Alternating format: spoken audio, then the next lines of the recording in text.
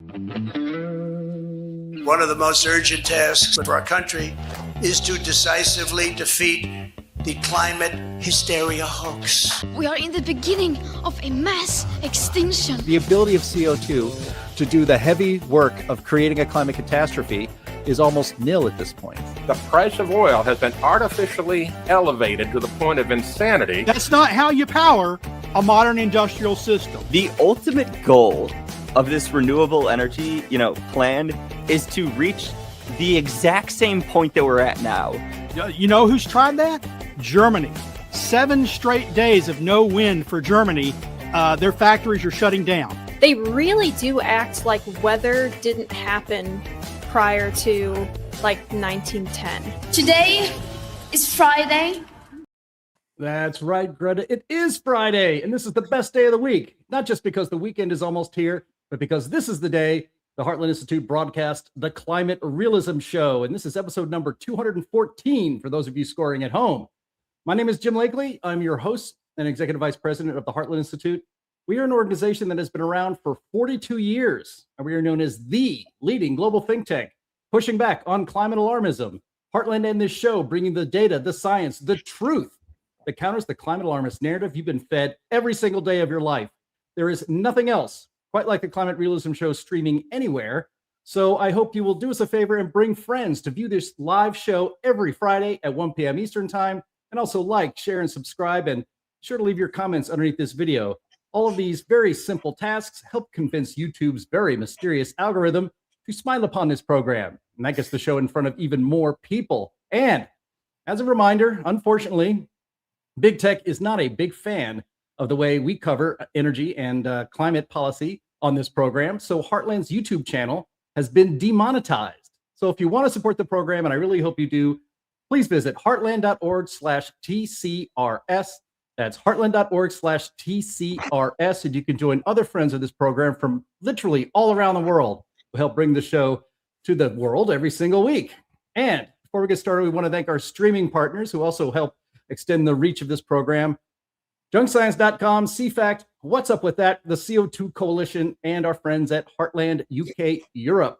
Let's get started. We have a big show today.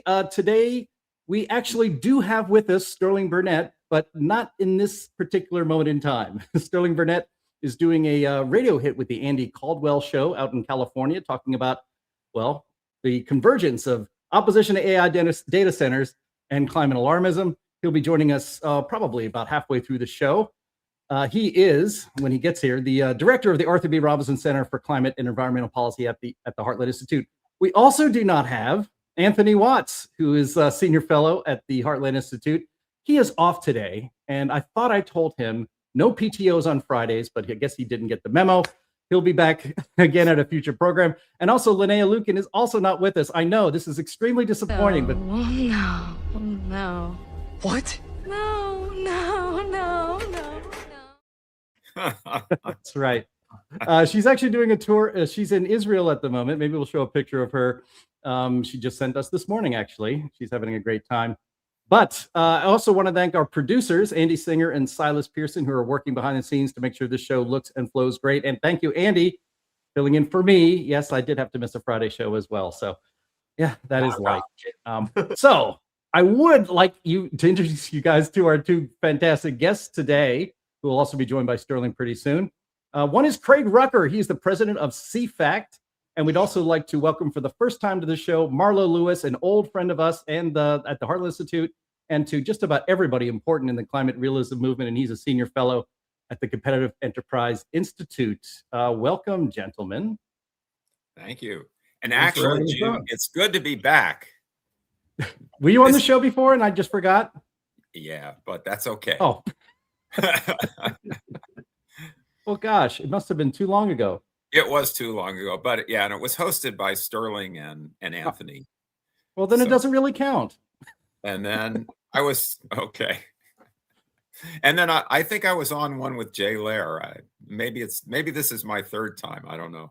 Okay, maybe. Yeah. Hello, Craig. You had something, you complained to me before we started the program that there was a big important story that was not in the rundown of our stories. And so you're going to have to explain to everybody. Well, I got to say, I'm a little disappointed. I mean, I know Sterling probably sold you the idea he's on the radio show. I think he's out hunting, adding to the trophies in the back of his wall that he always seems to have.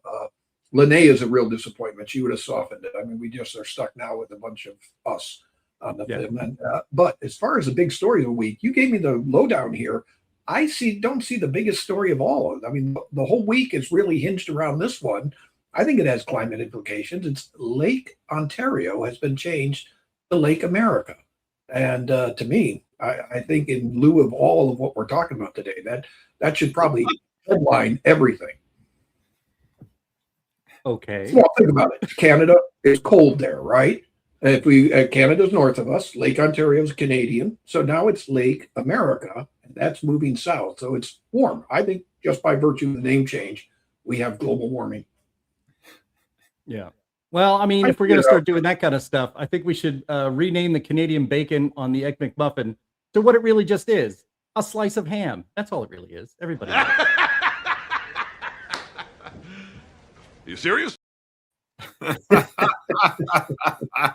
For sure. All right. Well, again, thank you guys for being here. And again, no Anthony, no Linnea. Very disappointing. But Sterling, the Archbishop of Rancherbury, will probably be full for bear when he gets in here about halfway through the show. But as we will start the show, as we always do, with our favorite segment, which is the crazy climate news of the week. Hit it, Andy.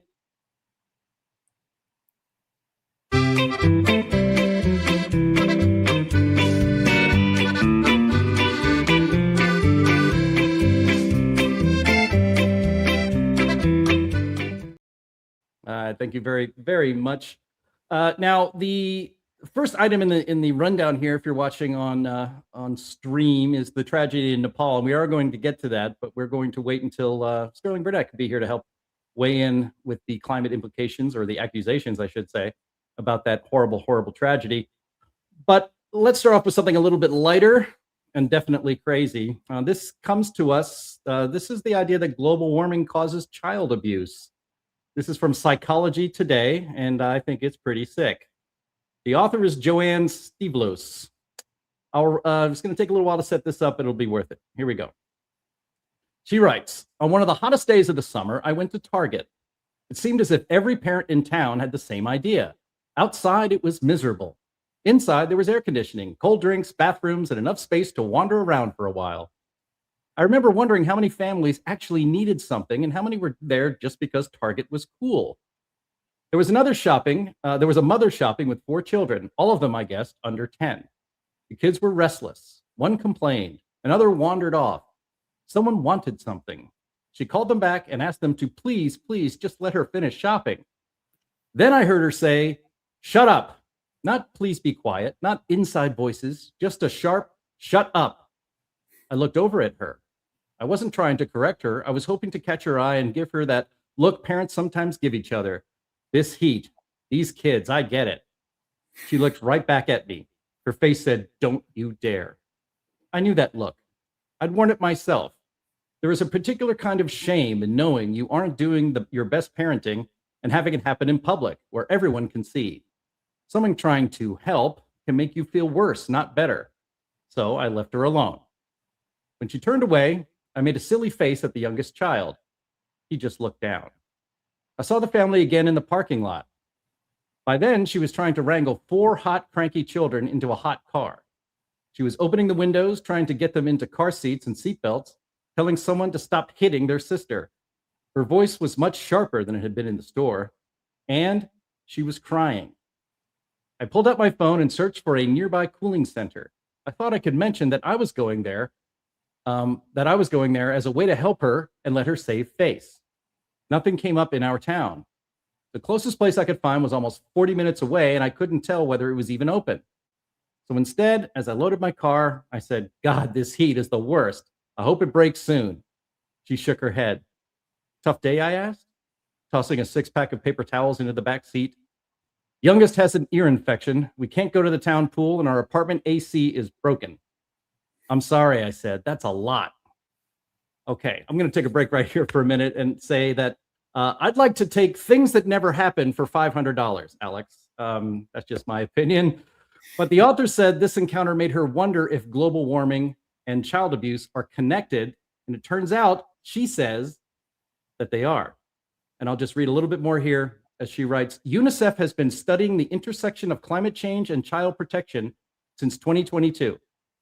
The phrase it uses is threat multiplier.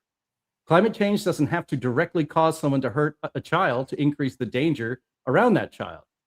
UNICEF's research describes climate shocks, worsening poverty, food insecurity, and social inequalities, while also weakening some of the family and community systems that protect children. Then I found research looking specifically at temperature and child maltreatment, including a US study. Using Child Protective Services data, they found increases in alleged and substantiated maltreatment involving young children during hot periods. Neglect was the form of maltreatment most sensitive to temperature. And they found some evidence that air conditioning reduced the association. The study has since been peer-reviewed and published online in the Review of Economics and Statistics. Craig, that'll do it for now for reading all that background. Craig, I want to start with you. Look, it's been peer-reviewed, so there you have it. Global warming causes child abuse, so let's hand over all of our freedom and economic planning to our betters, and we'll do it for the children. You know, my first reaction, I mean, I've seen this sort of thing before. Linky, first off, I do think the heat has gotten to her head that she would be writing such dribble nonstop. I mean, that whole experience she talked about at the beginning sounded like my childhood. I think that a lot of us in our regular lives experience, you know, all these different ailments that she kind of goes through. But beyond that, I don't quite get the idea. I mean, when it comes down to child abuse, child psychology, this is coming from those who have been pumping climate alarmism for such a long time. I mean, you got school textbooks saying polar bears are dying. You have school textbooks that are telling kids that you may be the last generation. It's your parents' fault. They're the ones drumming up the fear in the kids at the youngest ages, and then turning around in the next breath and saying that they're all alarmed by it, and there's deep psychological harm being caused to the kids. We documented this in our movie Climate Hustle a few years back, where we actually got some of the footage of what they've been teaching kids, and it's atrocious. I mean, they they have whole clubs devoted. I think they're called Earth Guardians or something like that, back in about 2018 or so, where they're just pumping this stuff nonstop, and of course it's causing some fear and alarm in kids. So, you know, how much of this is caused by what's actually around there, and how much of it's being drilled into the kids' heads by the teachers? I think the latter is what's causing much of this this difficulty for kids. Yeah. Marlo, you got a reaction to that sob story? Yeah, well, you know, our good friend, the late lamented Patrick Michaels, reviewed a study once by a couple of Italian researchers which attempted to correlate global warming with suicide. And the title of Pat's commentary was, "It's a getting warmer. I'm a gonna kill myself." You know, and this sounds to me like a study just like that. And what's so preposterous is this woman complains that it's terrible when it gets hot out because her air conditioner is broken. Okay, well, maybe she should fix the air conditioner. And furthermore, maybe we should not make energy more expensive and air conditioning refrigerants more expensive so that more people can afford air conditioning. You know, the global warming movement has basically mobilized against air conditioning. Why? Because air conditioners need energy, and energy use causes carbon dioxide emissions. Except if you actually calculate the warming impact of the CO2 emissions from worldwide deployment of air conditioning, which is what they're worried about, and you actually use their numbers, the increment of the additional global warming from the air conditioner emissions is so small that you couldn't even detect it. However, the air conditioning would in fact protect billions of people from hot temperatures, whether due to global warming or just the plain old summertime. Yeah, when I first came across this story, and this is actually, unfortunately, Sterling isn't here for it, but he suggested this for the Crazy Climate News segment on today's show, was that if there are so many studies, and Linnea has talked about this on the program, we all have, that you will not get funding for your study if the conclusion of your study is that global warming really doesn't have an effect on this. That's how you get these things.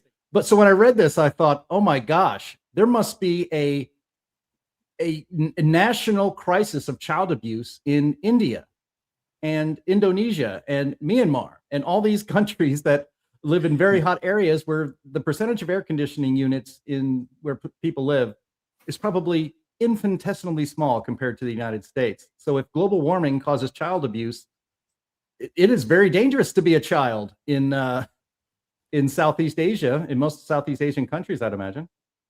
You got to wonder just how much money the other side has. I mean, I've seen studies. All right, this is child abuse, a little more serious topic, but I've seen it with barroom brawls increasing from climate change. Studies on this, actually. I've seen it with increases of prostitution. I've seen, there are boatloads of studies that are similar to this.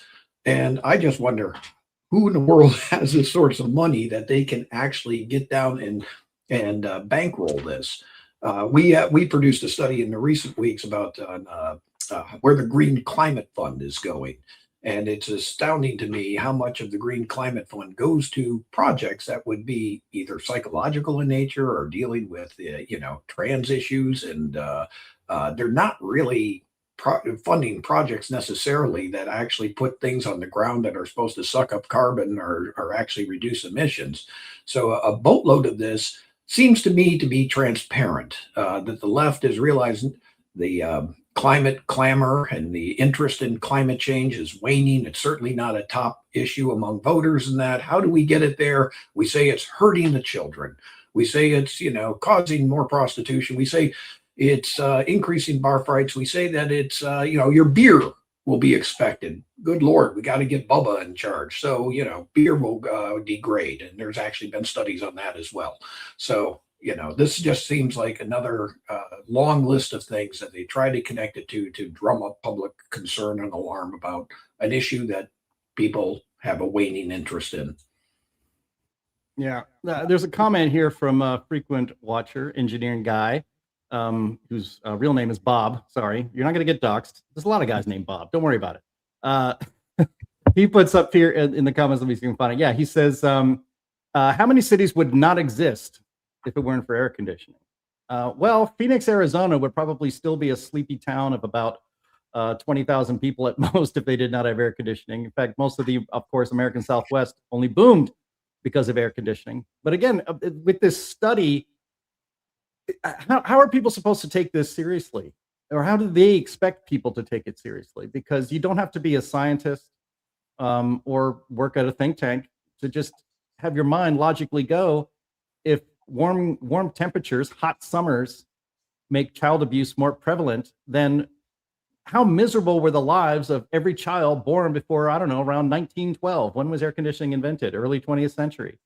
And everybody seemed to be okay. It's just like, and look, Marlo and I, right before we came on air, I was born in New York City and left it when I was about to turn 8 years old. And we had one air conditioning unit in our apartment. There were some pretty hot summers in the 1970s, and we had an air conditioning unit in our apartment. My parents put it in their master bedroom because it was important for them to get a good night's sleep. The hell with the kids. We were burning out there. We were boiling in our beds. But I don't remember I wasn't abused, but also I just remembered actually enjoying the heat as a kid. You'd go outside, and on those really, really hot heat wave times, they would look the other way as you crack the fire hydrant open to dance in the streets and cool off with the water. So I don't know. It reminds me, guys, of that list. I think Anthony Watts and others have curated it of all the things that global warming makes worse. And it's a list of literally 1,000 or 2,000 things that some study or some news article somewhere said is worse because of global warming or climate change. Well, something else here, the point of all these studies that, global warming makes acne worse, whatever it is to somehow motivate opposition to fossil fuels and force America to join the European Union or go back to the Biden administration and make net zero by 2050 the whole of government objective and the national policy. And what would happen is that the U.S. economy would, according to, let's say, one study by proponents of this matter, it's called Wei Peng et al., and they were looking at what kind of carbon tax it might take to actually achieve net zero emissions. And it would basically be a cost of about $4.4 trillion a year by 2050, which would translate into about $13,000 per person in the United States. And we would all be so poor, no one could afford air conditioning. And most people would not even be employed. And we would be much more vulnerable to all the heat stress that occurs naturally, let alone that would be added, to some extent by global warming. And so they're using this to build support for a policy that would make everything worse, including the irritation that certain mothers feel during the hot summers, and the children who might get a back of the hand from an irritated parent. Oh my gosh, he is here. He I'm graces here. us with his presence. H. Sterling Burnett, PhD. Welcome, Sterling. Good to be back on. I guess I missed part of the story about how climate change is causing child abuse. That never happened before. I know all children was safe before the planet warmed by an average of 1.5 degrees Fahrenheit. We haven't seen rising rates, as far as I know, of child abuse here in Texas. And I often brag about Texas. I say 100 degrees. That we call that summer. Well, for about going on 3 weeks now, we've had temperatures that range. I don't think we had a single day that's been under 104. We've had a couple that have gone to 107. They have felt like 111 to 117 because of the heat index, the humidity. Even for Texas, that's warm. Even for Texas, I'm willing to admit, even for Texas, that's warm.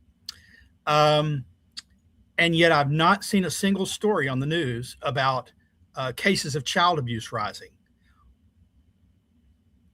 Well, I thought 100 degrees was called April in Texas, but well, sometimes, but like I said, summer's summer. This is a little bit warmer, and I'm not saying it's climate change. I'm saying that we're having a warmer than average summer. That's just the data.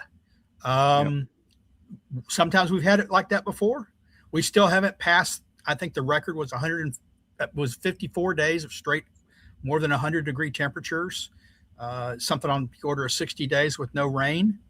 Where I'm from, we're not there yet, but it's pretty hot.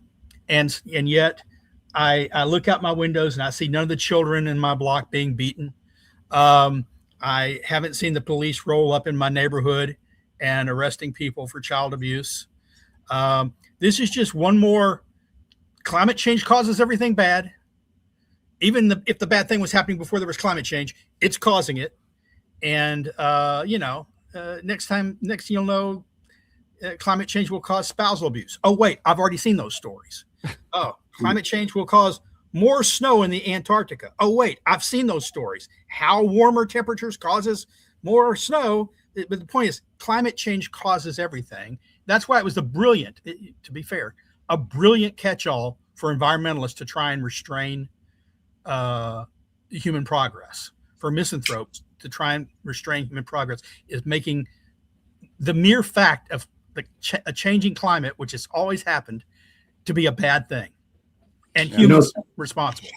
Sterling, of course, from Texas, hot summers. You just mentioned Jim and Marlo, New York City, hot. I grew up in Buffalo. We did not have hot summers, and we were more afraid of the ice age. So, for us, we would be one of those cities that remained if they got rid of air conditioning. Buffalo would still be around. We never had it when I was growing up.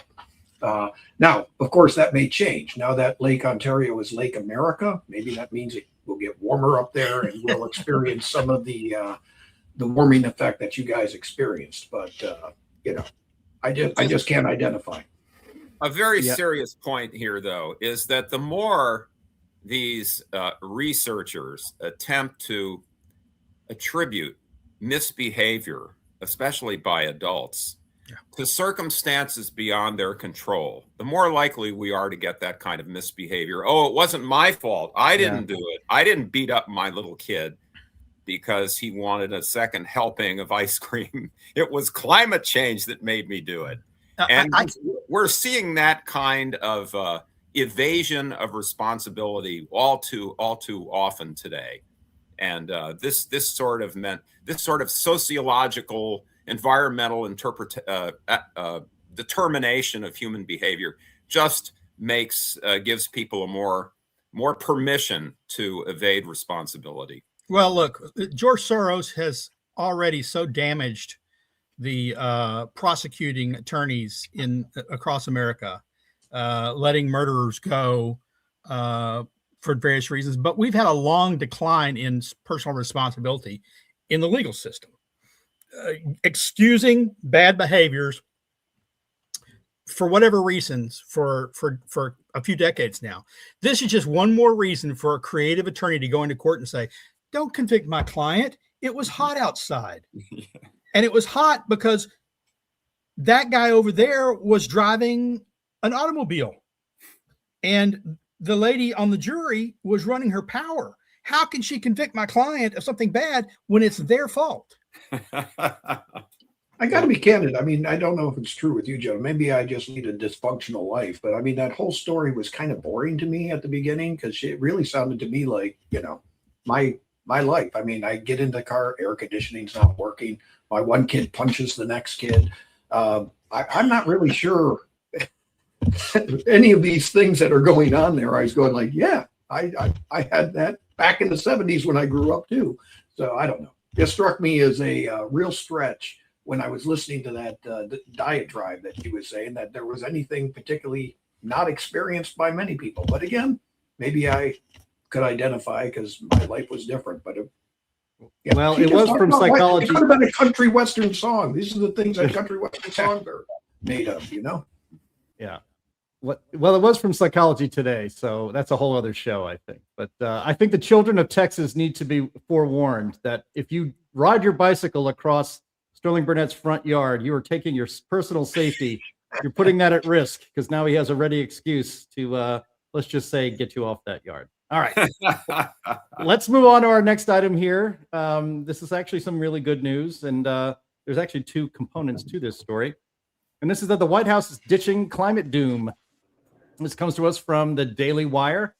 Headline: White House ditches outdated climate nightmares for real-world policy.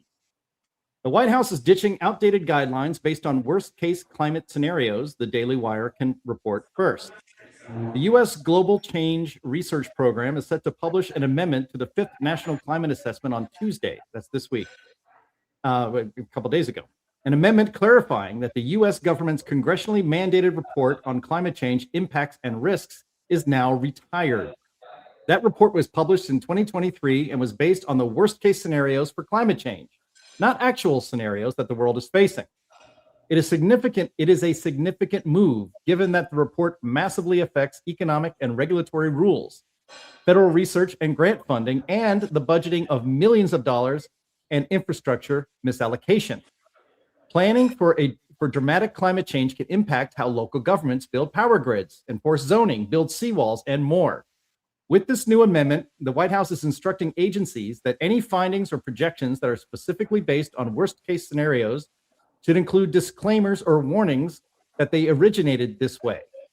The White House will also prohibit worst-case scenario projections from serving as the baseline prediction for funding decisions or regulation or infrastructure decisions. Now, who do we have to thank for this? None other than friend of Heartland and friend of this show and past guest, Matt Wielicki. He's the new director of the U.S. Global Change Research Program. I'll read a little bit more here from the story that explains that. Dr. Matthew Weilicki, the director of the USGCRP, explained what the move is intended to ensure: that the federal government's principal climate assessment, quote, reflects current scientific understanding, unquote. Tuesday's announcement brings back the national climate assessment into a scientific realm that is plausible, he said, and not scenarios that were totally implausible, as the scientific community now admits. Quote, this all changed in April of this year when the climate community admitted that the high emission scenarios were no longer plausible, realistic futures, Weilicki shared in a phone interview with the Daily Wire. Quote, this has been bounced around by the scientific community for quite a while, that this kind of high emission scenarios were stress tests for the climate models, but somehow over time they became kind of the business as usual idea. They were the expected futures that a lot of policy was being made upon, he continued. And if you look at the last National Climate Assessment, NCA5, a lot of the impact statements, if not even the majority, in many chapters rely on these now implausible scenarios to kind of inform policymakers about how to respond to climate change. If your informed response is based on a scenario that's no longer plausible, you don't make good decisions, unquote. Marlo, I want to start with you. You know, this is very much up your alley as you've been doing climate policy for Competitive Enterprise Institute for a long, long time. But it struck me reading this that elections matter. And in this case, not electing a president who's obsessed by fake global climate doom and the false idea that humans can control the global climate puts actual science back in charge. Oh, absolutely. This would not have happened but for the Trump presidency. And it's just wonderful. People have been showing that these high-end scenarios, the best known ones are RCP 8.5. The one that was actually used in the 5th National Climate Assessment was even more unrealistic. It was called SSP 8.5. And they basically assumed that the world during the 21st century would somehow burn through the equivalent of 2.6 times all proved fossil fuel reserves in the world. I mean, it's just nuts. So, you know, not just all the coal, all the natural gas, all the oil that can be economically recovered, you know, with current technologies at foreseeable prices, but 260% worth of that. And it had no reality ever. I mean, it was implausible from the get-go. If, for example, assumed peak oil. We all remember the great peak oil scare. These scenarios assumed that oil and gas would become so costly and so hard to extract that we would have to make gas for electric generation out of coal and liquid fuel out of coal instead of getting it from petroleum and natural gas. And so these were they were always preposterous scenarios. And people like the good scientists like Roger Pilkey Jr.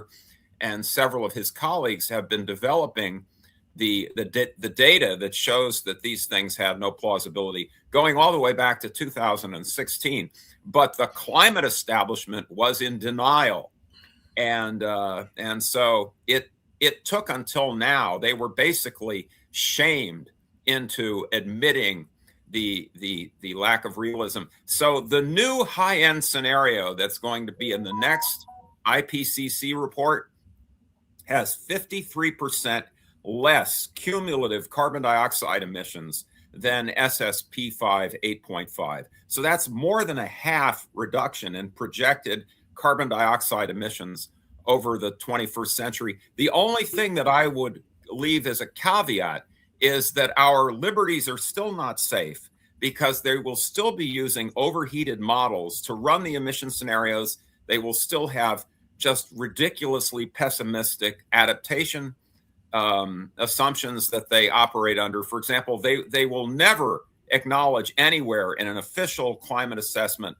that the world is 99.9% safer from extreme weather than it was 150 years ago, and that this improvement has been going on at a rate of a tenfold improvement every 50 years since then. So that's business as usual. Business as usual is we're always moving toward a safer climate, a more livable climate. That will never show up in the next IPCC report, I bet. That's my forecast. And then also, let's remember that there are so many knobs and dials in the models that they can use that even if they acknowledge that they're only going to be half or less than half the emissions that they told us were baked into the economy, only a few years ago, they can offset the emission reductions with other adjustments in parameters like climate sensitivity or, believe it or not, social fragility. They can argue, they have, that we are somehow more vulnerable to small increments in global warming, that society is more breakable, less resilient, when, of course, the long-term record shows that no, we are becoming less and less exposed to climate risk. Marlo, I think what you're saying is true, but there's some good news in this to a degree. And I say not just that they walked it back, but I can't mistake why they're walking it back. I mean, you got Merz in Germany kind of walking back his climate assessments. You had Bezos famously kind of walking, and as well as Bill Gates walking back. I mean, this was kind of a cascading thing that I saw that the left was doing. And I think it was timed to a degree based on the fact of the realities that the green program at the time that, when Trump was first coming in was quite unpopular. And states like New York were struggling to try to provide electricity. Germany, of course, its Energiewende program went down. It's just not provided enough electricity for the country, and they have to seek options elsewhere, going back to coal or gas. And so I honestly think that, this walk back is giving the left some cover for kind of a reassessment or trying to make their program more sellable and not take the hits for now until the political climate changes going down the road, at which point they probably will come back with, like you said, something dealing with feedback or, other things that will probably once again say we got to take immediate action. So I think this was a step backwards, a reassessment, realizing they probably went too far with the voters. Well, it to some extent, it was energy realism slapping him in the face. Remember, they stopped talking about climate change in the last election. They started talking about affordability. Now, what the people talking about it on the left meant by affordability was doubling down on the policies that created the problems that we face and calling it something else. It's no longer the Green New Deal. It's it's something else. We got to go for that. All the above, as long as all the above is just renewables and batteries. But at least they're marketing themselves differently. They're not climate warriors. They're energy abundance warriors. They're affordability warriors. I think Marlo's, what he said about this is probably the perfect, response. We're clearly more adaptable than we've ever been before. We're clearly in a better shape than we've ever been before. People are living longer. Fewer people are dying from temperatures because cold deaths are falling dramatically. Crops are growing dramatically. There's a lot of good news out there, but I want to go to one thing they keep coming back to. They hide, they cover their malfeasance, their absolute lying evil about 8.5 with the word implausible. You know what implausible means? It means, I'm reading the dictionary definition, not likely, something not probable or reasonable. It was never improbable. It was never unlikely. It was impossible. Something that's impossible is not unlikely. It's impossible. It can't happen. Why? Because there are not those coal reserves. We were not running out of the shortage of oil. The populations weren't almost double what present population, or 50% more than what present population is. None of the things the so-called improbable scenario that was treated as business was usual were it's not that they were unlikely. It was that they could not exist. So they were lying from the start. Now, there were some honest researchers early in the years that said, don't use this as business as usual. This is the extreme scenario. But then they didn't complain when 10,000 and more peer-reviewed articles citing 8.5 as business as usual. They didn't say, how did that get past peer review? No, they quietly, shook their heads maybe in their ivory tower rooms, but they let it go. They let all these articles that were telling us how the world was ending because of the business as usual scenario, they let them get published. And as of yet, I haven't seen a single peer-reviewed journal withdraw those 10,000, those papers that they publish using this impossible scenario as the doom. In fact, some journals are still publishing papers using the scenario that even the IPCC has now admitted can't happen, folks. So, so many of the academics are bought and paid for because their careers are tied to the doom, and they need to find a new shtick. Yeah, well, I love the comments by both Craig and Sterling, and I just want to say you're absolutely right, Sterling. Even I did not speak plainly enough. Yeah, it was impossible, and also this is a very important point, and it was brought out by Mr. Wailoki in his retraction of these scenarios from the U.S. Global Change Research Program. And it was that originally these scenarios, or not actually, it was just RCP 8.5 back in 2010 and 2011. It was just to stress test our models to see what happens in the most extreme case, what the models would project. But oh no, this is in no sense a socioeconomic projection of how the global economy is going to develop and the emissions that are. But if you look at even the original paper, there's an original paper that was called Riahi et al. 2011. They're already calling RCP 8.5 a baseline, and they're distinguishing it from the other scenarios as mitigation scenarios. And so the propaganda value of confusing the public and confusing the research community, or not confusing them, but deliberately blurring this distinction between an analytic tool and an actual projection of a possible future.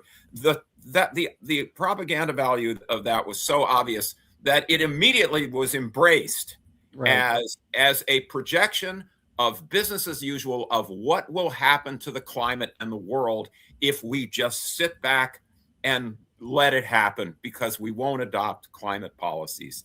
Yeah. So, and as you say, this whole industry, which was funded to the tune of billions of dollars, all their careers then became bound up with this. And here's I actually checked Google Scholar this week, and basically 57,000 papers have been published over, since 2011 using RCP 8.5, and 22,000 papers have been published using SSP 2.5.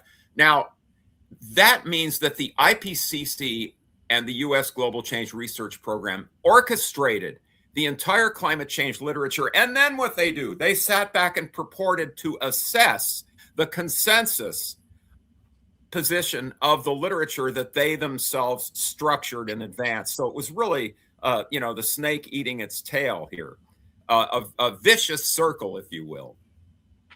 I think that they kind of knew this, though. I mean, you had some journalists, like what was it, Brian Walsh of Vox or something like that, made the comment that they weren't fooled by this. They knew when they were reporting it that it was embellished, and what they were trying to do was to use this to promote public action. They just came out and said that. So this was not wool over the eyes. People were somehow mistaken and they were lied to. And no, this was willing, throw me into the briar patch type thing. Right. Yeah, that's what the late I'm blanking on his name, scientist said when he was interviewed by Discover. all those years ago. We want to be honest, but to get action, he said, we want meaningful action. We want to have an impact. Steve Schneider. Yeah. Right. He said, you got to make up scary scenarios. You've got to play down any doubts you might have. He went through all these things you got to do to get meaningful action, which is not what science is about. Science is about informing people so they can decide what meaningful action is, not lying to them to get what you consider meaningful action. Yep, it's the corruption of the whole scientific system, especially the peer review system. All of that, and it's all coming down little by little, which I actually like. We all do on this show for sure. All right, let's get to our next item here. We have an important story, obviously, the tragedy in Nepal to cover here as well. This item I've called "Even Euro Greens Are Mum." We like to check out The Guardian every week to see what crazy climate news we can report from that alarmist communist newspaper. And here we found another one. Headline: Why are European leaders staying silent after our summer of climate shock? Lethal temperatures and wildfires have exposed a widening gulf between voters demanding action and politicians unwilling to confront the long-term choices global heating requires. All right, let me read a little bit of this. The climate crisis means, quote, we're going to have to change everything. The way we live, the way we produce, the way we trade. France's veteran radical left firebrand, Jean-Luc Mélenchon, told the summer Congress of his French political party last weekend. The term climate change, said Mélenchon, the most likely rival to Marie Le Pen in next year's presidential runoff, according to one poll this week, may sound, quote, almost reassuring. But its actual impact will feel like, quote, landing on another planet whenever we leave home. The speech is notable because despite the 4 heat waves that have scorched Europe this summer, shattering temperature records, fanning unprecedented fires, and causing thousands of excess deaths, few politicians want to talk about climate action. Europe is the world's fastest warming continent, heating up twice as quickly as elsewhere. The consequences, as UN climate chief Simon Stiles put it, are, quote, reaching national emergency levels. And yet, major policy speeches by Europe's political leaders addressing the climate crisis, making plain its causes, and laying out the changes that will be needed to live with it can be counted on the fingers of one hand. A mid-July Ipsos poll found environment protection had jumped 12 points from June to become French voters' 4th greatest concern after what the pollster described as, quote, a first real experience of what the hell of a significantly hotter world might look like, unquote. In the UK, too, Labour Party activists worry that despite the ever more visible impacts of the climate crisis, there has been no major political push from the government on the issue, even as voters become increasingly convinced for the need for action. And while Friedrich Merz said this week that action was needed to, quote, curb climate change and adapt to the consequences, though not at a cost to German industry, he's been accused all summer of ducking the issue for fear of boosting the climate skeptic far-right AFD. All right, that's enough. Thank you very much, Commie Guardian. Craig. No offense, but it sounds like some fucking commie gobbledygook. 100%. Craig, on this program we've covered, or at least mentioned, actually just a show or two ago, that climate change is dead last or next to last on the issues of concern to American voters. The Guardian seems to think that climate action being number 4 is good progress. What do you think? Yeah, I just had we were just together with James Taylor of Heartland Institute over in Europe a couple months back doing a joint conference with a group called IKE. And at that particular time, there were some elections held in Germany, and the AFD party was gaining in, prominence. We had some people over from England with the Reform Party. The skeptics have been making gains in Europe for some time. This despite. Now, of course, you would think, and we found those who have been in this movement for a long time, support or concern about climate change usually changes with the weather. When things are unusual or hot, then people tend to all of a sudden go, oh yeah, climate change, but they quickly forget it the minute it moderates out. So I think what is happening in Europe, and it's certainly happened in the United States, they're looking at internal polling and the like. In the United States, I saw a recent poll recently where it was something around 14% or the 14th biggest issue in voters' minds. I've seen other ones where it's 19th out of like 20. So it's very, very low. Only 3% of American voters, for example, really value climate as something they think about when they go into the voting booth. So I think that though people are upset, and you're getting these articles like in the Guardian saying, voters care about, I think they're trying to gin up more than they are actually reading accurately what the voters say. There's no question people are concerned about climate change because they don't have air conditioning. So that's a simple solution for it. But I don't know as though it's one of these issues that's, bedrock issue like the economy, like immigration and other things that seem to be playing well to the parties that aren't emphasizing climate change, like the AFD and others, to which both the president of Heartland and myself have been invited to speak to this coming November. So I see actually just the opposite happening in Europe, that the parties that are skeptical of climate change seem to be growing in power, while those who have embraced it and ruined their economies and went down the road of energy agenda, wind power, all this sort of thing, are paying the price for it. I guess I want to step away from the politics and the polling to talk about some of the underlying claims made in the article, which is they're seeing extremes they've never seen before. And it's a clear sign that climate change is occurring as opposed to weather. For it to be climate change, you'd have to have a trend line, long-term trend. 30 years is how meteorologists typically measure changes in climate. And yet there is no long-term trend. There are spikes, and there was a spike this year, no question. Right now, it's cooler than average in Iberia. It's cooler in Ukraine. It's cooler in Russia. In fact, it's been cooler in Russia for much of the summer and parts of Eastern Europe. No one talks about that. No one talks about that. The Arctic is colder than it's been in a decade, 12 years, setting records. South America is covered with snow. Parts of the southern South America, roads have been closed. They were closed in one area for a month because of snow and cold. No one's talking about that. They talk about one small location. Look, Europe is not that big. Europe is not the world. It's one small location, and it was hot there. But that's not climate, that's weather. There's no evidence that floods are outside their historic bounds, or droughts are outside their historic bounds, or even temperatures are outside their historic bounds. Some locations measure hotter temperatures than they've measured before. I'll wager a lot of those locations are major metropolitan areas that are suffering from the urban heat island effect. But what you're not seeing is long-term trends. And rather than focus on data, they want to focus on anecdotes. And that's what the Guardian is genius at doing that. Give them credit where credit's due. They're genius at ginning up fear based on anecdotal evidence. One bad summer makes it climate change is killing people, and it's only going to get worse. That's not science. That's rhetoric. You sit on a throne of lies. Yeah, Sterling is absolutely right about this. I remember when Al Gore tried to make a mountain out of the anecdotal molehill of the biggest downpour in Mumbai, India's history over, a 70-year period or something.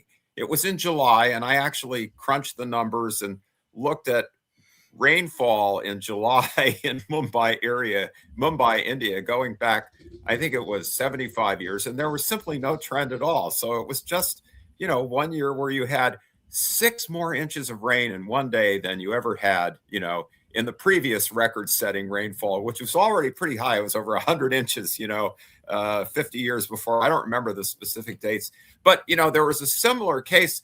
Jim Hansen tried to make, James Hansen, the famous climate scientist who really helped launch the bonfire of the climate vanities in his great Senate testimony in 1988, arranged by Al Gore. And he tried to ascribe the 2003 heat wave that killed thousands of people in France to global warming. And I was at a meeting that he was at, and I came prepared with a heat map of the world. All right. And almost all of the rest of the world was colored blue and green, indicating that it was cooler than usual. The only place in the world that was red was France.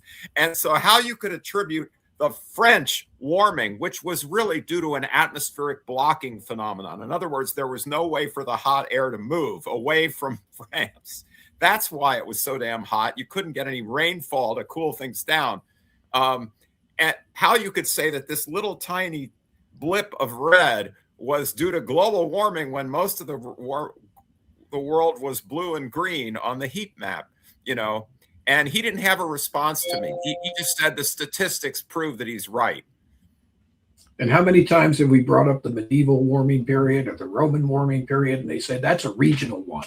So they know better. They know that one, even though there's lots of evidence to suggest that was global, they tend to isolate that and say, no, we only have evidence in Europe that wasn't global. Now, meanwhile, we have a lot of evidence, like Sterling said, that this is mostly something that's occurring in Europe and a few other places. And no, in that case, or in the case of France, as you mentioned, that represents the entire world, what's happening in France. So they play both ways. It's more than 20 years after the 2003 hurricane heat wave, and they still don't have air conditioning because they still think it's Yankee and gauche.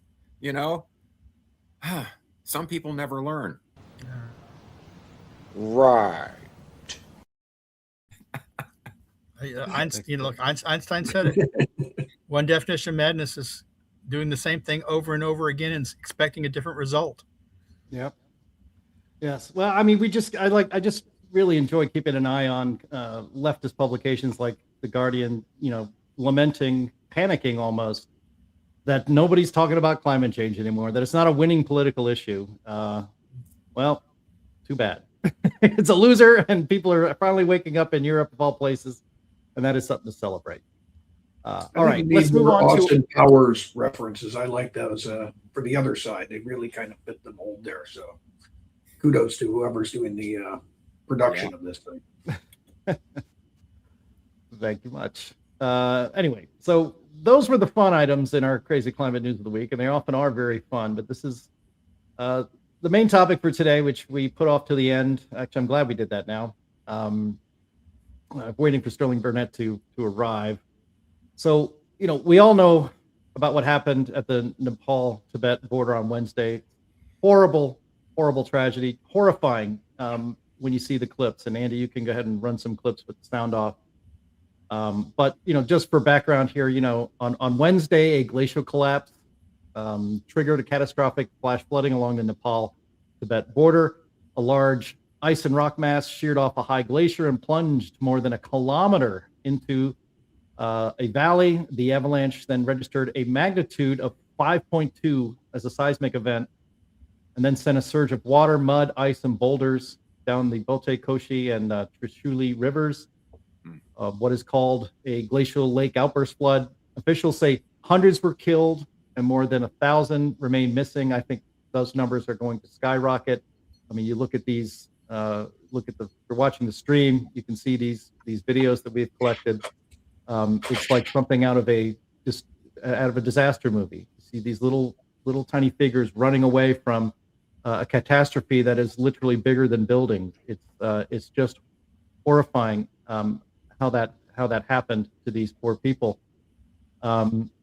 Of course, part of this now, and this is why we're covering this, it's the biggest story in the world right now, but we're also covering it because, unfortunately, the legacy media is quick to blame climate change and global warming caused by human carbon dioxide emissions for this horrible tragedy. The Washington Post said, quote, "It is a harbinger of the dangers posed by melting ice in a warming world," unquote.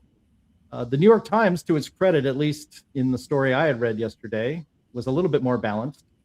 They said, quote, "Warming temperatures caused by climate change may have destabilized the rock face," scientists said, but they added that it was too early to determine a precise cause, unquote. So very rare that I praise the New York Times for balance, but there you go. Others, especially on social media, were not quite as cautious. I came across, I think, via our friend Steve Malloy, friend of the show, and of Heartland Institute. There was an ex-post by a Nepalese scientist called Nirmal Kandal, and he wrote, in part, he says, "This is climate injustice in its rawest form. Pictures speak for itself. The so-called developed world burned carbon for generations, built wealth from it, and called it progress. Now countries like Nepal, which contributed almost nothing to the historical climate crisis, are being told to become resilient while glaciers melt, glacial lakes burst, homes disappear, and communities pay the bill."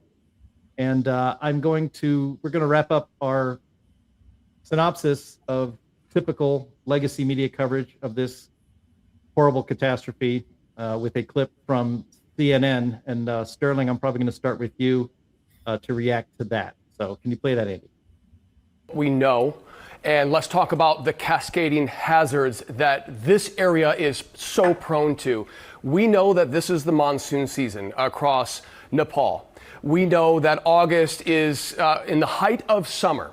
We've got thousands of glaciers that line the Himalayas across this area. And this part of the world, because of climate change, is warming 2 times faster than the global average. So what that's doing is accelerating the loss of ice from these glaciers. And what that's doing is causing, or at least creating, these glacial lakes in some very precarious positions high into the mountains of the Himalayas. Now, this is kind of a pool of water, right, that is often formed by these melting glaciers, but it can also be filled by the excessive rain from the monsoon season.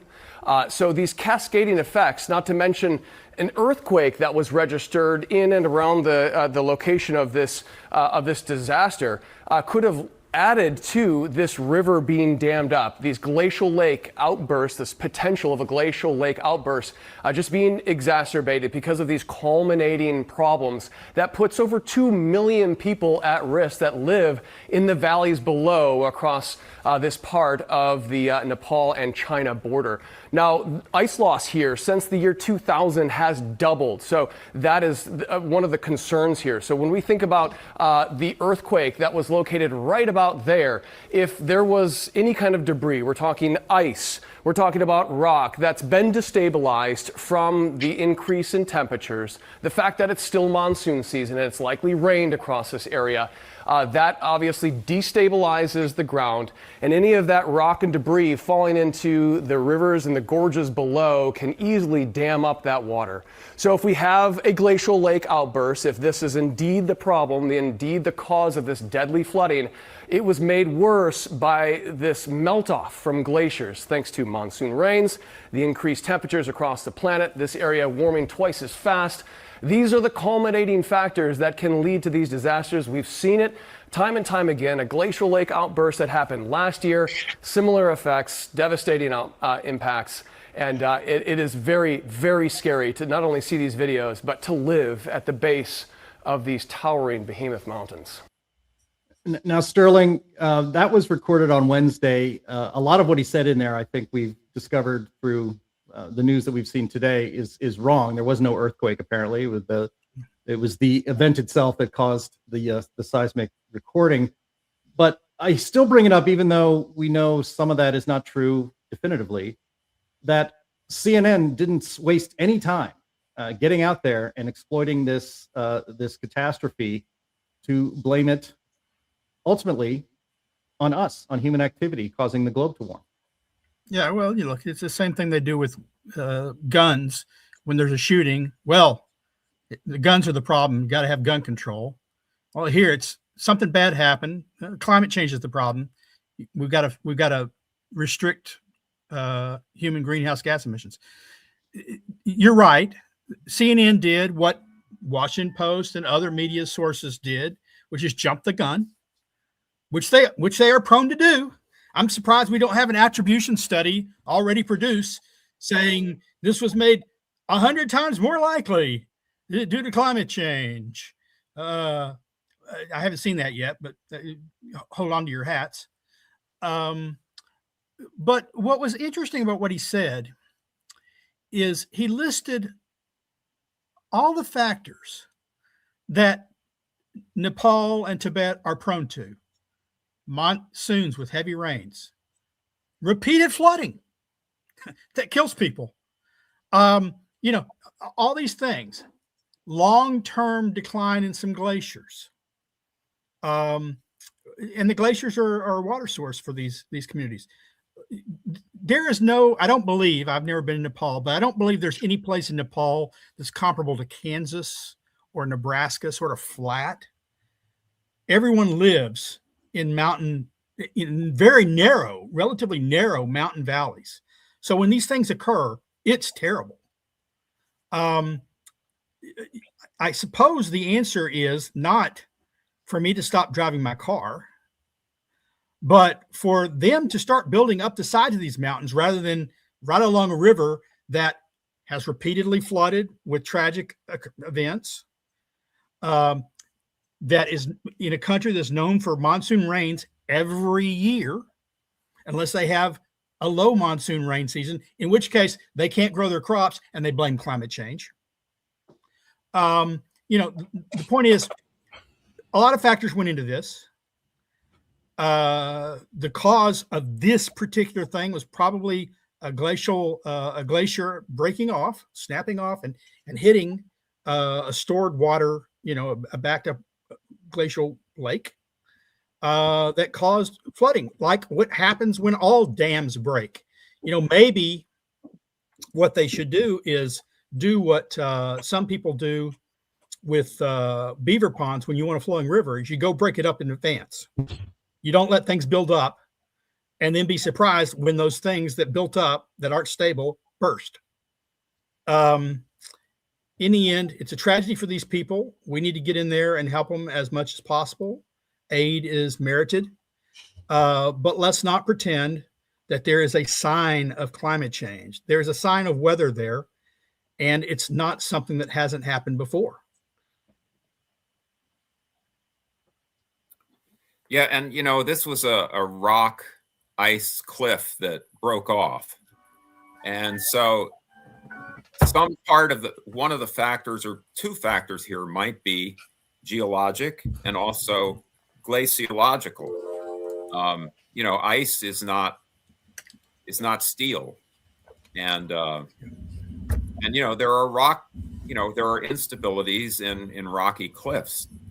So a definitive attribution has not been made here, and yet, as you point out, the media, or certain parts of the media, were quick to attribute this to climate change.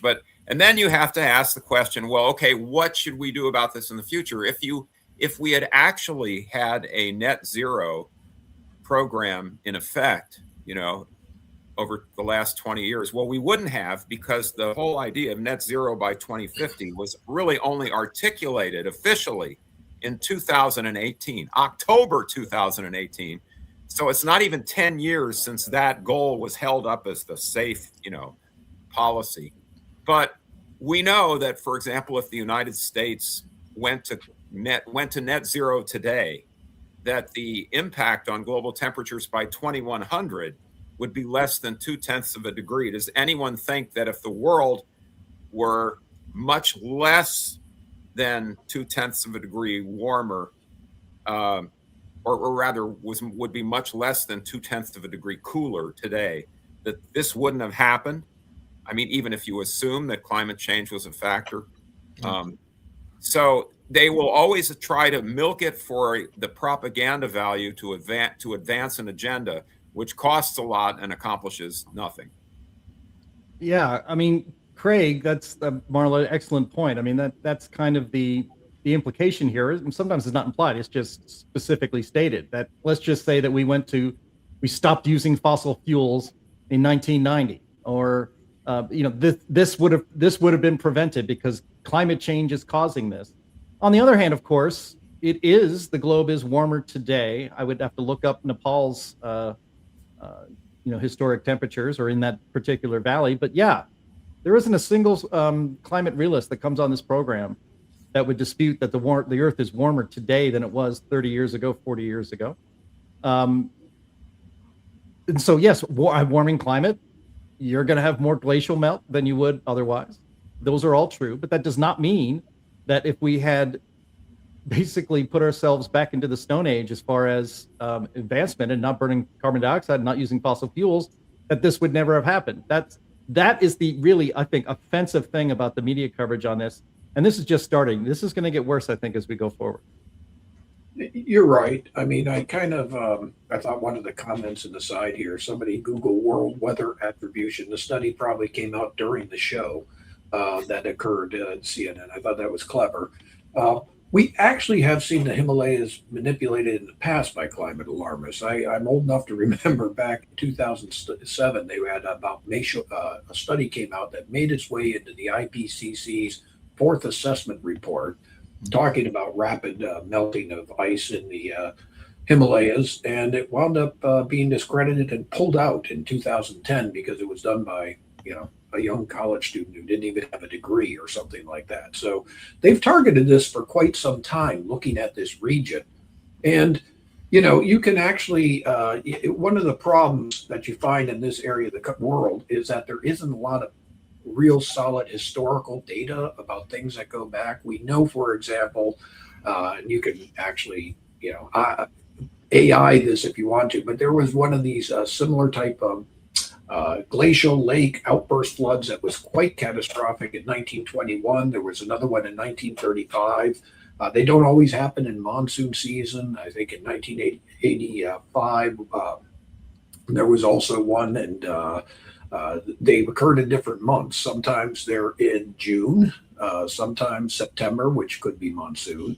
But they come at different times, but certainly during the monsoon, it seems to be more prone to do this. And in each of these cases that some predate when climate change could happen, there were literally hundreds of deaths that occurred in these things. This is partially a result of better reporting today. We don't have a lot of great historical data because if you go back in the past, it was handled by word of mouth. But now we have global satellites. We can see these things in real time. We can see people. This film that we saw, horrific filming, wouldn't have been possible back in 1921. So I think it's being brought here. People are seeing it a lot of times for the first time. There probably aren't a lot of people alive that were around back in 35 and 21 to even remember what was going on. So it's horrific. But there was one even as recent as 2021, that occurred similarly in this region. And I think a lot of the idea that this is getting worse and worse can be challenged to a degree. It might be as there's warming, but I'm a little suspicious given the Green Left's history of looking at this issue in the past, manipulating data as far back as 2007 as to what I don't think the case can be made quite yet that this is something that is escalating in rapidity and commonality, and we're seeing it more and more. I'm not saying it isn't, but I'm just saying I don't know as though I've seen something that would convince me of that quite yet. Yeah, caution is always warranted. I would say this. What we do know is that this century and a half is warm. We came out of something called the Little Ice Age. And as Craig rightly points out, we don't have the kinds of detailed data from the Little Ice Age that we have now. The technology just didn't exist. The coverage didn't exist. But what we know from historical records, from word of mouth, is that glaciers then were expanding. And gosh, that wasn't good for Nepal and Tibet either. Or in the Swiss Alps, where they've got pictures of woodcuts, where the glaciers are coming down and wiping out whole villages. And that wasn't a good thing. And now those villages and trails and roads that were in common use in the past are becoming uncovered. But that means they were used there before. They had been uncovered before. And there's evidence that glaciers have expanded and retreated for the past 15,000 years, 12,000 years since the end of the last ice age. Until the next ice age comes, that's going to be the case. That's right. And, Craig, I'm glad you brought up that study from the fourth assessment report. I was racking my brains to try to remember some specifics about it. And it was yanked. One reason was that it was never peer reviewed. They got it from some, as you say it, it was some other non-official. It wasn't peer-reviewed data, which was supposed to be used only in IPCC reports. But the irony, of course, was that then the big fear was that the glaciers would melt and there would be no more water. You know, it wasn't the superabundance of water that they were worried about, but the lack of it. That basically that the water supplies would dry up in the Himalayas. Yeah, as I say, I just think we have caution on this. I know we at CFACT, and I'm sure Heartland's doing the same, as is CO2 and CEI and others. We're going to be reviewing this situation, and we'll probably be producing something more authoritative. Unlike the people on CNN and some of the media outlets that jump to conclusions, we will make sure that whatever we put out has been vetted by the type of people that we think would be able to spot what the data actually says. Yeah, this tragedy is barely 48 hours old. It's I had to stop myself from doom scrolling on X. I just had to put my phone down, turn it off, and go for a walk, because you just get obsessed with it, and it's just the scale of human tragedy of this is hard to actually put your head around. But our thoughts and prayers are with the people of Nepal and everyone around the world who cares about them. I know the world will be with you. There's a long recovery coming, but we are going, and we don't even really know. We won't know for a while definitively exactly what happened, but I think we will find out at one point. And we'll be here to report that. But we thought it was really important on this show to at least look at the way the mainstream media is already trying to exploit one of the worst tragedies of the 21st century for ideological ends. I want to lighten it up now. That all being said, we have one of Anthony Watts, the regular on this program, one of his favorite things, he's always like, we should do more memes. We need memes of the week. It lightens things up. It's like, all right, well, we're going to do it this week.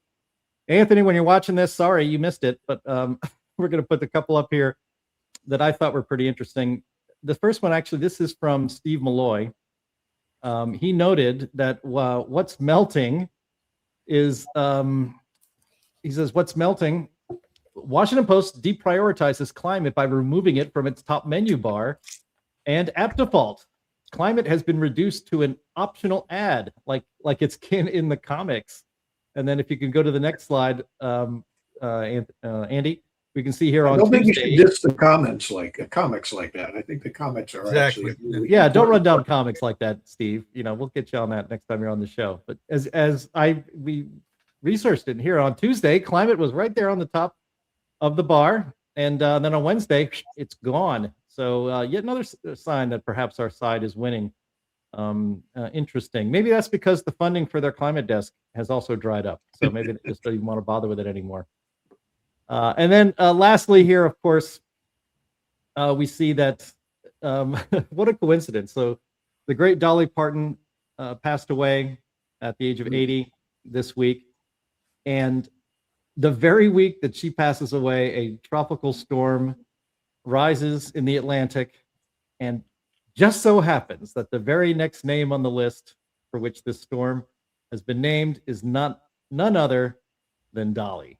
That's, I don't know. I think Dolly's looking down on heaven and smiling and maybe admiring God's work of that storm in the Atlantic. But what a strange coincidence. And actually, what a great tribute to a great American and an American original.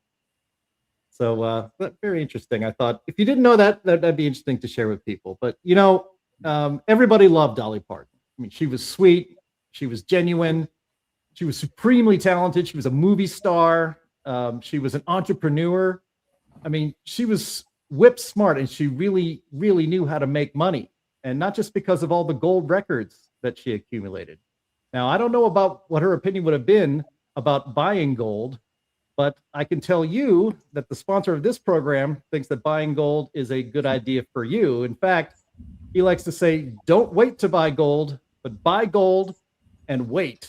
And that sponsor is the sponsor of this program, Advisor Metals. If you're like me and you listen to a lot of conservative shows that are streaming out there, you hear tons of pitches for buying gold, silver, and other precious metals. There are so many companies out there, but we want to tell you why you should trust the sponsor of this program, Advisor Metals, and that's because of the man who runs the company, and his name is Ira Bershatsky. Ira and I were actually talking via email, emailing the other day, and he said that historically gold performs best in September and in January, while the stock market is usually lower in September and October. So that now might be a great time for you to buy precious metals. And in fact, 4 years ago, at about the time we started this program, the Climate Realism Show, we called it Climate Change Roundtable, I think, to start. But at the time we started this program, gold was at about $1,700 an ounce, silver was $18 an ounce, and platinum was $882 an ounce. Since this program started 4 years ago, platinum is up 109%, gold is up 164%, and silver is up 265%. As Ira says, don't wait to buy gold and wait. I also want to mention that Ira is advertising on this program because he is an America First patriot. He doesn't donate to Democrats. He refuses to work with the proxies of the Chinese Communist Party. And he, like us, abhor the machinations and schemes of organizations like the World Economic Forum. And that is why we are so proud to have Ira and Advisor Metals as a sponsor. So if you want to diversify your investment portfolio, if you want to back up your IRA with real physical bullion of precious metals, please today go to climaterealismshow.com/metals. You can leave your information there, and Ira's going to make the whole process very easy for you. Again, it's climaterealismshow.com/metals. And be sure to tell them who sent you, because that helps us and this program while you're helping your financial future. All right. Thank you for your attention to this matter. And we're going to get to one of my favorite segments of this program, because I usually get to sit back and take a break, and that's the Q&A, but I have to handle Q&A today because Linnea is not here. So let's get going with that.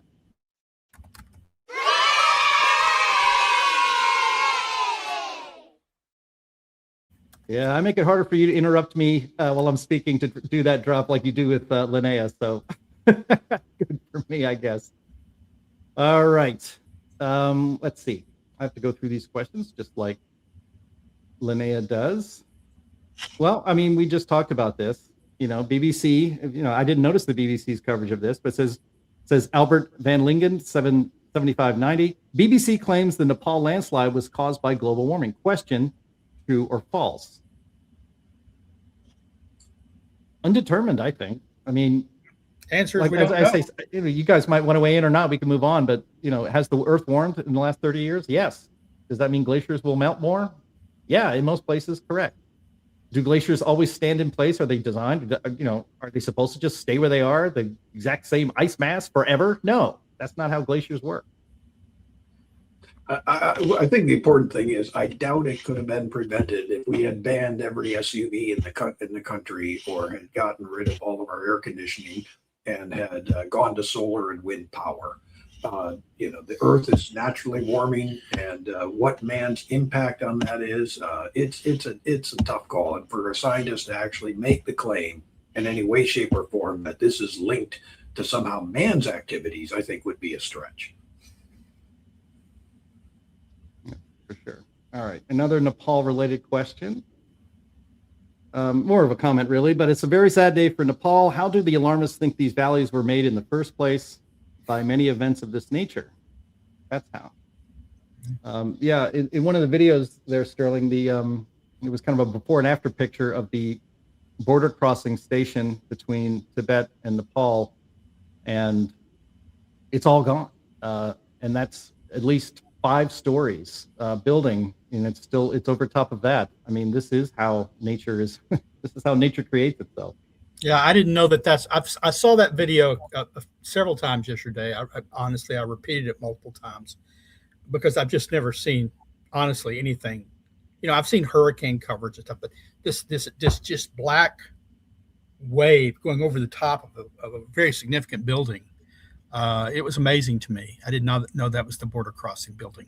But the person that asked this question is right. Look, how were these valleys? They're glacial valleys. How were they formed? Well, continental uplift and ice expanding and retreating over millennia. Just like we have glacial moraines and valleys here in the United States. That's how mountain chasms are often formed, or river activity, which there is a combination, right? The glaciers melt, they feed the rivers, glacial melt feeds the river, and it wears away the rocks. All right. I would add to that, though, a lot of people that live in these valleys, Sterling, if you read I've read a couple of the ones from the distant past where the accounts were given by, they were just normals, people that were goat herders kind of, or whatever they were raising out there. Yaks. Whatever. Yeah. So they were being chased by Yetis and they went into the mountains. Anyway, the bottom line is that they didn't necessarily know the history. They expect flooding, and when something floods, then they move. So it's not necessarily that this is entirely an accident. Some of the people just, one generation to the next, and they realize that's a danger. Yep. All right. Again, if you have questions here as we get near the end of the show, go ahead and put them in the comments and see if we can get to them. I did want to say that I did think naming a storm after Dolly is good. I mean, hurricane after Dolly, because she did take the music world by storm. So very good. Obviously, coincidence though. They set the names of the storms way before the season even begins, so it's actually pretty crazy coincidence. All right, here we have a question from Sammy the Smooth. Why is there a high suicide rates in cold countries and areas? Asking for a friend. I think his point, guys, is that this leads to, this was from one of the stories we read about how global warming is causing child abuse. How come nobody ever talks about how it may be true that higher suicide rates occur in colder areas, so that global warming is actually preventing suicides? We can play this game all day, yeah? Yeah. Well, I'll say this. I'm not sure that it's necessarily the cold in some countries that are contributing to people deciding to take their lives. Yeah, it's the darkness. It's the lack of sunlight. And that's why in a lot of those countries, they actually have sort of what they call sunlight therapy, where you sit under a sun lamp for an extended period of time every day to relieve depression.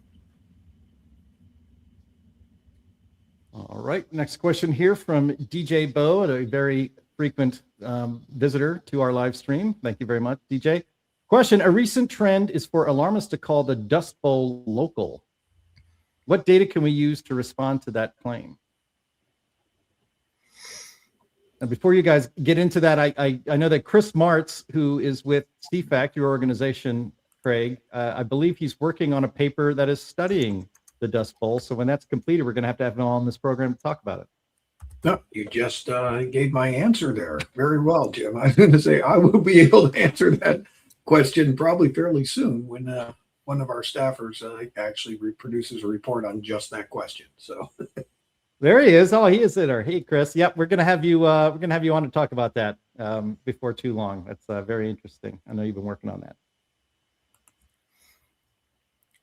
Let's see. Well, I'll say this: the Dust Bowl wasn't. I guess it depends on what you mean by local. It was regional in the center of the United States, and you had a coincidence of a drought, but you also had something that you didn't have in a lot of countries, or you had centuries earlier in a lot of countries. Industrial agriculture had started there, and it took away a lot of the topsoil. We plowed grasslands, and we farmed intensively, and we washed away a lot of topsoil, and that created the Dust Bowl conditions when the drought came. All right. We have time for a couple more here, I think. Let's see. Well, I mean, this is just... Let's see. Oops. Oh, that's the wrong... Oh, let's see. Oh, no, I'm sorry. You guys just put that up there instead of me? Okay, yeah. Real Chris Marr says, long story short, Dust Bowl refers to area affected by dust storms. Oklahoma, Texas Panhandle, Southwest Kansas, East Colorado. You got to put a spoiler alert on that stuff, Chris. We're going to get to that later. It has nothing to do with the drought or heat waves across North America during the decade. Yep. Yeah. I think I know a little bit about the Dust Bowl, but I can't wait to learn more about it. And you guys are going to want to tune into the show when we have Chris on to talk about it. This is a little tongue in cheek, but Mike Gattuso asks, I wonder how much electricity we can save if we just stop doing global warming attribution studies. Or we can require them to do it by candlelight. There you go. And typewriters. Or whale oil lamps. All sorts of things.